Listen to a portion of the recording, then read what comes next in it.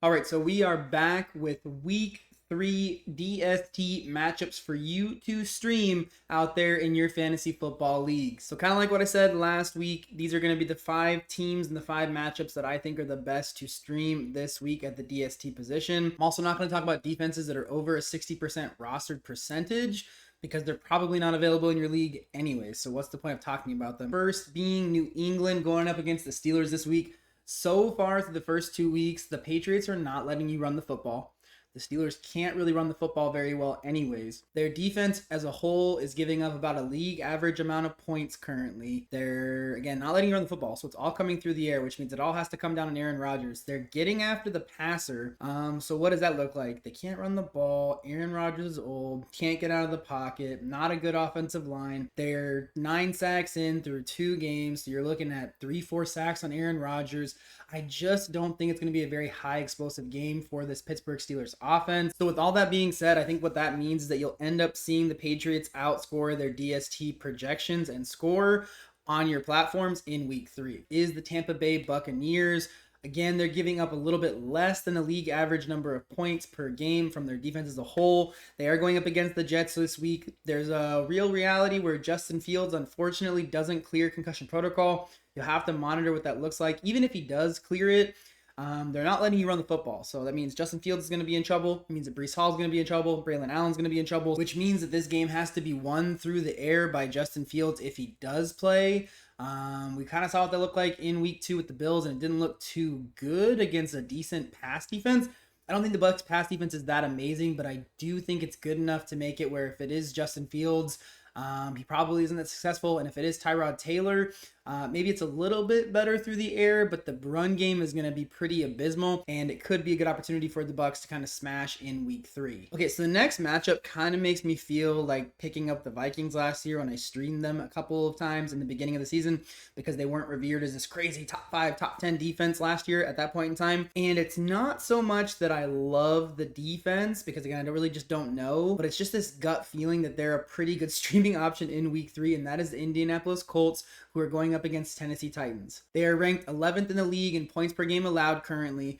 They're going up against a rookie quarterback. They're not allowing a lot of yards either. They have 3 interceptions through 2 games, so their secondary is pretty good. So now you have a rookie quarterback who's already kind of throwing the ball into duress in a couple of the games that I've watched so far against a team whose secondary is pretty good, against a team who already has a few sacks on the season. I just don't feel like the offensive line for the Titans is very good. So if they can get pressure on Cam Ward, if they can get him to make some questionable or bad passes, as like kind of what we've seen through the first 2 weeks, the Colts secondary has an opportunity to pick him off maybe once or twice in this game. I just feel like it's not going to be a super high scoring game. The Titans are, I think, like almost towards the very, very bottom. They might be like 30th in points scored per game at this point in time. So I just feel like it's like the perfect storm for this Colts defense that nobody's really high on to have a really, really good week in week 3. The next matchup I like is the Seattle Seahawks going up against the New Orleans Saints. Currently right now, you have the Seattle Seahawks, whose front 4 is disgusting. They get after the passer. They can literally just bring 4 and put pressure on Spencer Rattler. So they're going to be able to get pressure on him with 4. That means you're going to have 7 guys in coverage, and I just don't think that's a good matchup for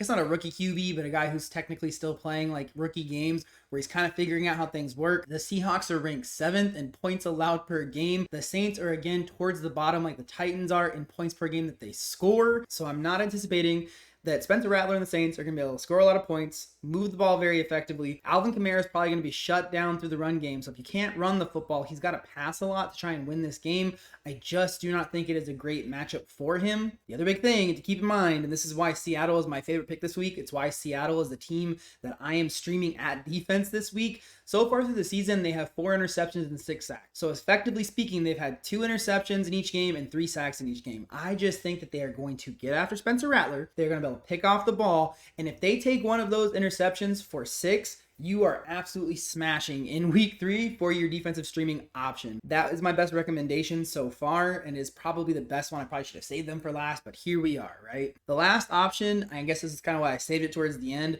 really is dependent on who is starting at quarterback. It is none other than the Las Vegas Raiders playing against the Washington Commanders.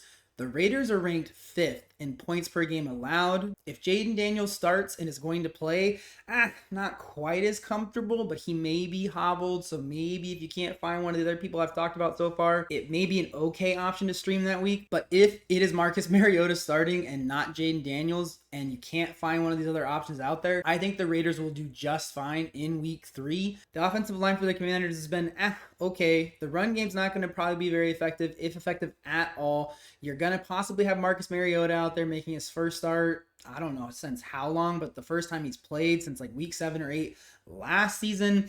I just think it sets it up where Max Crosby's able to get after him, get some sacks. Maybe there's a good turnover, and it just sets you up where it's a good matchup for you in week 3, especially if you can't get one of the other ones, specifically Seattle. Again, Seattle and then Indianapolis are my top 2. All right, so there are my 5 DST streaming options for you in week 3. As I already said in this video, as we get farther along, I have more tape that I've reviewed for these defenses and offenses. As I have more data on these defenses and offenses, this DST streaming video is going to get tighter and tighter. There probably will still be about 4 or 5 options every single week that are viable. It is one of those things that usually the top 2 people that I'm calling my shots on after this video, when we really get into like week 4, week 5, week 6, one of those 2 are going to be the ones that you're really going to want.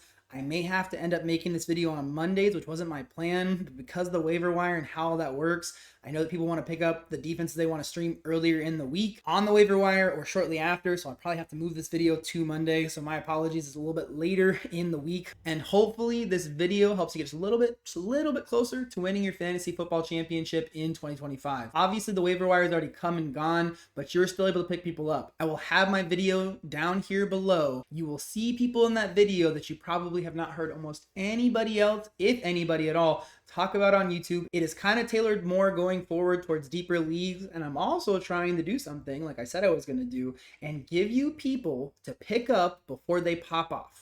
Not bragging on myself again, thank God for like the knowledge that I have and the understanding that I have and the tape analysis and watching the games. Like, that's a big thing for me. I'm not saying that he's going to smash for the rest of the season, because I don't think he is, but I think he'll be viable, especially on like bye weeks and fill-ins for you at the wide receiver spot.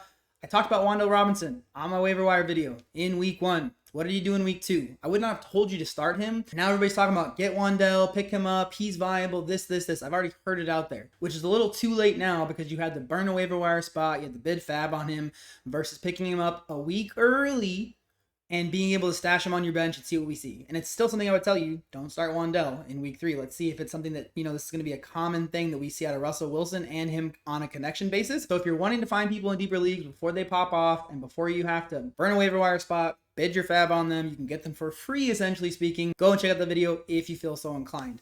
Thank you all for watching. Greatly appreciate it. Hopefully I'll see you guys again. No, hopefully you guys will see me again real soon. And until then, y'all have a blessed day.